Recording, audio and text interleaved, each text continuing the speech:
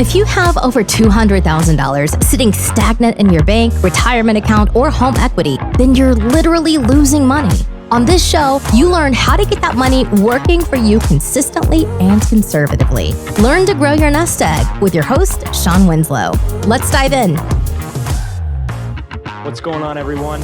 I'm Sean Winslow, and this is the Multifamily Money Podcast. Welcome back to another show.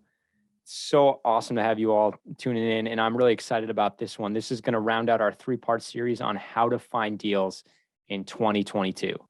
So we're going to be talking part 3 here, which is it's all in the follow-up. And I'm sure you've heard this term plenty of times, but it can not be more true. Literally anything you do in life, you're always trying to sell yourself, right? Doesn't matter what your job is. You might not be, a salesperson in title, but everyone's a salesperson. You're trying to sell something, as an adult, as a parent to children, you're trying to sell them on how you're trying to raise them, right? And then any type of job, if you're a doctor, you're trying to sell your patient maybe on a certain type of lifestyle you'd like them to live to help whatever, ailment they have. You're always trying to sell. And then in real estate, obviously, when it pertains to what we're talking about today and what we've been talking about for the last 2 parts, is we're trying to sell ourselves on why the broker should pick us, when a deal, comes to market and we make an offer, why they should pick us. And like I mentioned in the previous episode, you want them to get to a point where they know, like, and trust you, and they want to do business with you because they enjoy spending time with you. They trust you, and you're just a good person they want to give the deal to. And you can't cultivate that type of relationship without following up. So just before I jump right into it, let's kind of circle back on what I discussed in last week's episode. And that was all about, you had that list and now you're reaching out to them. Now you're trying to set up meetings and build that relationship and then hopefully go on tours. So remember, you're sending an email, which I have a template, which I will share you on how to get that at the end of this episode. So you're sending that email, you're following it up with a phone call, and you're calling until you get a hold of them. And like I mentioned, sometimes you got to get, ninja on this stuff. And if they don't pick up your call, send them things. So sometimes I'll send them a Starbucks gift card with a note like, hey, I'm Sean Winslow with Greenbrier Capital Group. Here's the coffee. Next, this is on me. Next one will be on me as well, but hopefully it'll be in person. And you obviously leave your contact information, and trust me, they will reach out. I know others who will physically send their credibility kit. So like I mentioned last time, when you send that email, you want to attach your credibility kit, the overview of your company, your track record. Again, if you're new, I mentioned you won't really want to leverage someone else's track record, that someone that you can partner with. And I know people that will actually send a hard copy of it and maybe send like a little knickknack, like a external, a portable phone charger with, their logo on it, something like that. And then, again, that's being unique. That's standing out from the crowd. The broker's going to call you because you obviously, you're not just blasting out emails and phone calls. You're putting thought into this. This is important to you. You actually want to get in contact with this individual. They're going to reach out to you. So at the end of the day, they want to do business, like I said, with people they know and trust, but also they just want to have a plethora of people that they can send deals to, that can actually transact and that are actually in this to get deals, and they're in that market because they want to be in that market. They're not just blasting off emails, hoping they can hook one, right? So, you've done that. And then once you get to meet with them, again, this is about building relationships. So you don't want to just inundate them in the conversation with like deals. This is what I'm looking for. This is what I want. What can you do for me? No, you want to build a relationship here. So you want to talk about personal stuff. Maybe they have a family, talk about their kids. Maybe they're into golf, skiing, cars, whatever it happens to be. Let them talk. People love talking about themselves. And in the end, what happens is they like you because, they obviously like talking about themselves. So then subliminally, it's like this individual just let me talk about myself. So I like them. Let's hang out more with them. And then you're also trying to, find a connection between you and them. So something that you both like, maybe it's a hobby, whatever, maybe it's travel, maybe it's the fact that you both have, kids around the same age, whatever it happens to be. You're trying to find that connection so then you can build a deeper connection with them that can, go on for a long time, and you both can be benefits of, you're buying deals and they're making money because you're buying deals from them. That's the goal. And then after the meeting, you really just want to, it's all in the follow-up. You want to tour deals as soon as possible. And I think one thing I forgot to mention in last week's episode is when you tour a deal, if you have a property management company, which I always do really urge you to have one before you go to a market, because one, it makes you seem more credible, it'll take you more seriously. And also it just shows that, you've done your homework, you've done your due diligence, you're prepared. This is a market you really want to operate in. So you have a property management company. And then there's a lot of property management companies that will go nationally. So it's not like you have to have a different one for each market. I use one property management company for all my big properties throughout the country. So I don't get a different one per market. And so what I tend to do, and this doesn't always happen because, sometimes your schedules don't align and sometimes you got to go see a property last minute. But what I try to do is bring someone from my property management company's team with me to tour a deal, especially early on in the relationship with a broker. Again, I think it makes them trust you more. Not that you're not saying that you wouldn't be a trustworthy person, but it's just like, all right, they're serious. They clearly have a team in place. They're really here to do business. They're not just like some new person here just kicking tires, hoping that they can land a deal. Like, they're serious. They want this. I even had I'm thinking of one broker that at the beginning of our friendship, our relationship, I toured a deal with him. This is the first time I met him in person. And we brought my property management company, and after the tour, he's like, this is probably the most thorough tour I've ever been on. And we really appreciate that. You're one of the only groups that's actually come out to this property, and you're the only group that's brought your property management company. So we really appreciate that. So it does go a long way. It just, adds on more credibility. And obviously, if you're first starting out, all that credibility helps. Whatever you can do to, build up credibility and trust, you should do it. So that's one thing I forgot to mention in the last episode, and I highly recommend that. All right. So you've traveled to the market, you've met the brokers, you're building a relationship. Now what? Now it's all in the follow-up. You need to stay top of mind with these guys.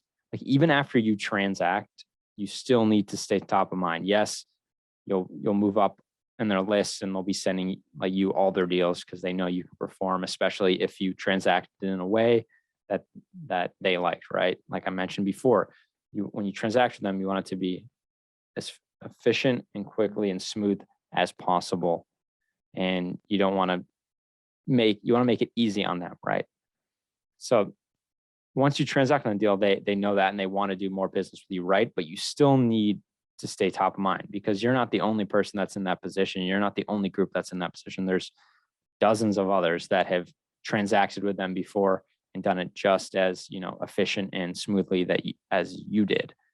So you still need to stay top of mind. And so what I do to stay top of mind is, one, handwritten note again, right? So after that meeting, you sent them one, you're staying up to date with them. Maybe you transact on a deal. Of course, you're going to send a handwritten note thanking them. Well, let's say you haven't transacted on a deal. How are you staying top of mind? Like I mentioned before, you're getting back to them on all deals, the deals that work and the deals that don't. That goes a long way. And like I mentioned in the previous episode, getting back to them on the deals that don't work actually goes further than getting back to them on the deals that do work. So make sure you're doing that. That's one of the biggest things that I can't emphasize enough. There's even times where I catch myself. I was like, no, I got to respond to them on this deal. I know it doesn't work. It doesn't make any sense, but I need to respond to them. And that's a big thing I see people starting out, and not even just people starting out, just anyone in the business. That's one of the biggest mistakes I see, is they don't do that. And you can ask brokers, they want you to respond when it doesn't work, right? It gives them feedback. It tells them, what you're looking for, what you're not looking for. And then also they can bring that feedback back to the seller, because maybe they're just kicking tires on a deal and they're not getting the numbers they want. But if they get enough feedback from buyers, and they know where they can kind of direct and recorrect course on the ship, right? And bring it back to a place where then the seller can actually sell their property. So that's very important. And I guess I'll kind of tell you how I follow up and kind of the consistency that I use. So what I try to do is I want to talk, whether it's on the phone or email, at least twice a month. And this doesn't include if I was, on a property tour. And then I want to see them in person at least once a quarter. And again, that doesn't include a property tour. So I want to go fly down, get coffee with them, lunch, dinner, golf, whatever it happens to be. I want to be in front of them when it doesn't pertain to like touring a deal, because I want to further build that relationship. Because when you're touring a deal, yeah, you talk a little personal stuff, but you're mostly there for touring the deal, right? So it's really professional, especially when you're in front of the on-site staff. So I really like to actually have an in-person meeting that's outside of a property tour, so you can further build that relationship, create deeper roots. And yeah, that's what I would do. And you want to make sure you do this with every single broker you talk to. I know there's definitely going to be ones that you connect with more than others, so it's going to be easier and more natural to do it with those ones. But you have to do it with every single one, because you never know when that one amazing deal is going to come to whatever broker. And if it's one that maybe you haven't spent as much time with, that could make it harder on you to win that. So it's very important to follow up and consistently follow up. I have it in my calendar every other week to email or call, and then I plan out when I need to go see them. So, and I'll put that at like the beginning of a month, being like, I need to go visit so-and-so broker this month, and then I'll schedule that. I think it's very important to do that. And also when you're reaching out to them,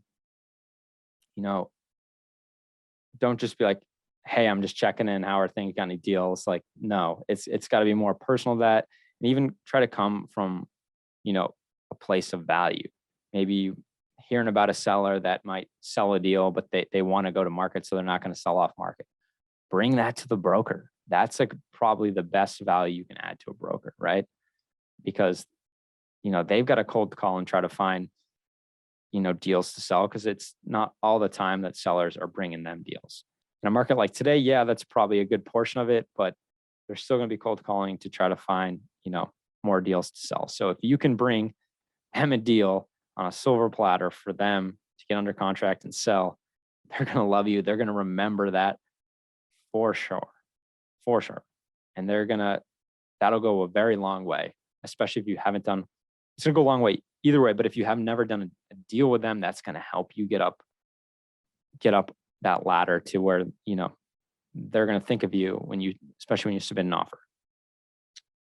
And like I mentioned in the last episode, submit offers. Obviously they need to be in the ballpark, right? You don't want to, ruffle any feathers by submitting a deal that's, way out, but you need to submit offers, because they know you're serious.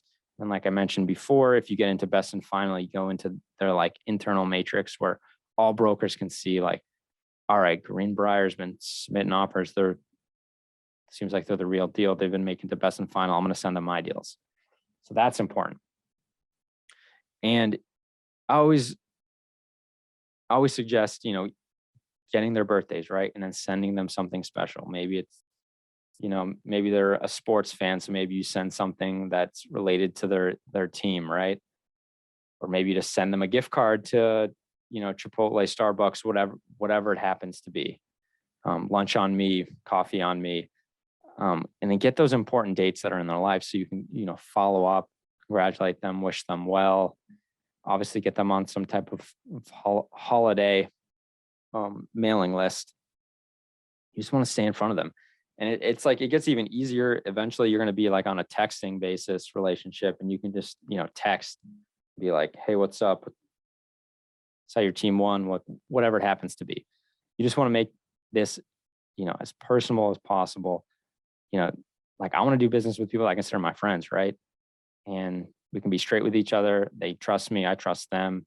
They're going to bring me good deals. I'm going to submit legit offers. And when they accept them, I'm going to transact and I'm going to make it easy on them. That's what it's all about.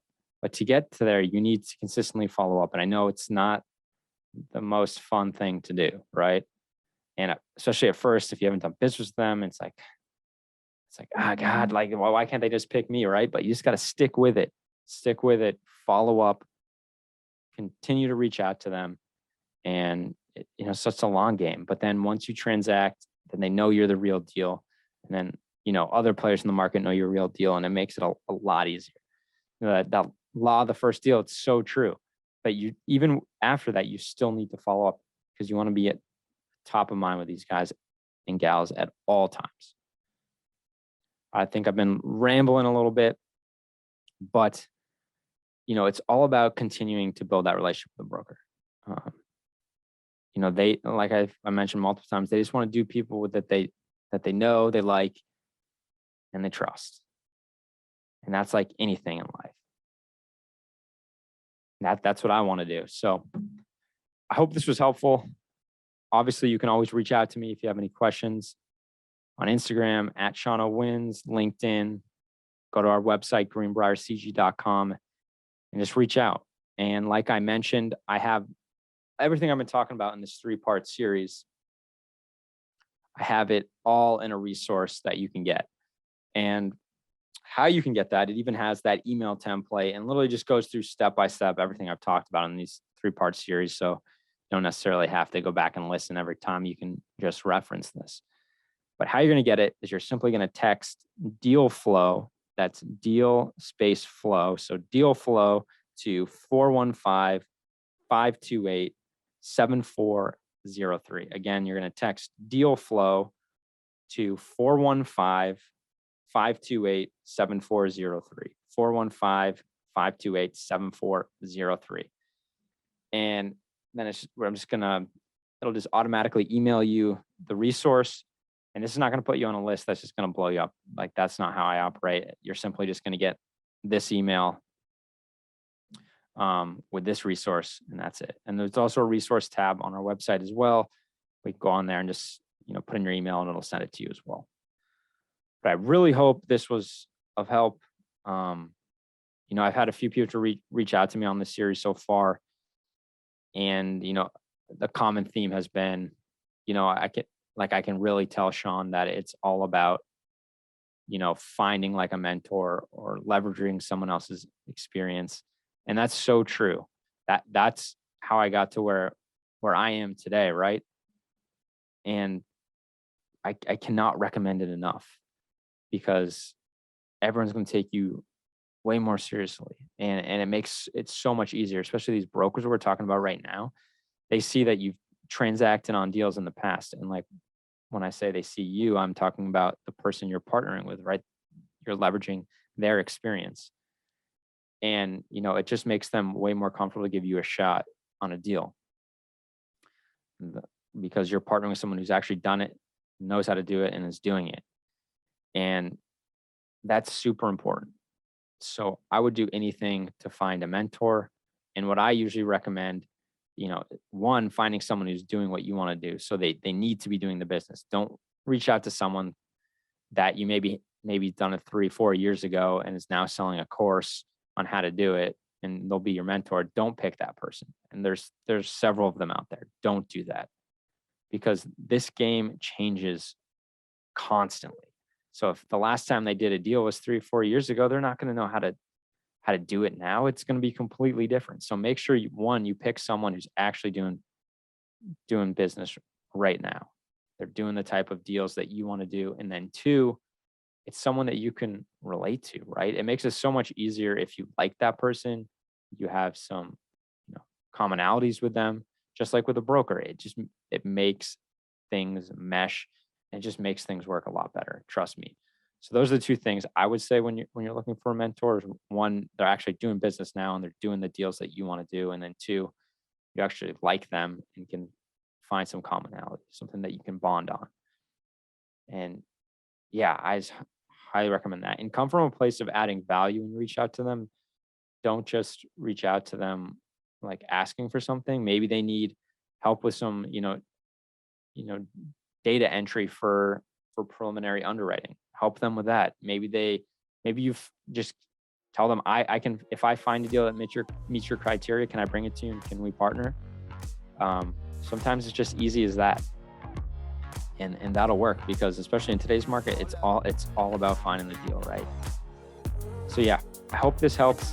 Again, if you have any questions, please reach out. And as always, thank you for tuning in. Hey, this is Sean Winslow. After being in the financial service industry for years and having candid conversations with good people just like you, I realized that so many of us are wanting an investment strategy that provides solid returns and consistent income without the bumps in the road. There's little known secret that your financial advisor doesn't want you to know. There is investment out there that is less volatile and the returns are stronger. Get more details by going to greenbriercg.com and clicking on the free e-report. And by the way, if this show has provided you any value, then feel free to leave an honest written review and of course share it with a friend who needs it. See you next week for another great show.